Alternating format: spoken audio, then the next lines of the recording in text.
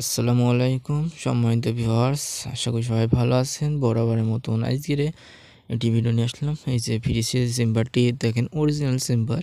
এই চেম্বারটি নষ্ট হয়ে গেলে খুব সহজে চেম্বারটি করা যাবে এবং আমি কয়েকটা পদ্ধতিতে চেম্বার করা দেখাইছি, কয়েকটা নিয়মে। ঠিক আছে, সেগুলো আমার প্লে লিস্ট করা আছে আর এসি বলে। সেই প্লে লিস্টের ভেতরে যাবেন, গিয়ে দেখতে পাবেন বিভিন্ন এসি ফ্রিজের ভিডিও ছাড়া আছে।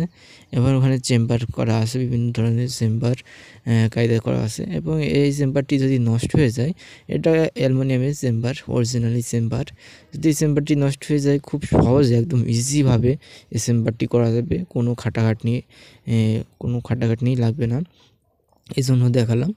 এবং চেম্বারটি যদি করেন এরকম ডয়ের এবং থাকা সিস্টেম, সেটা কিভাবে করবেন সেটা আমি কিন্তু দেখাইছি।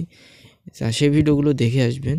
শুধু আমি জাস্ট এটা বলতে চাইলাম যে এই চেম্বার করতে গেলে কোনো সমস্যা হবে না।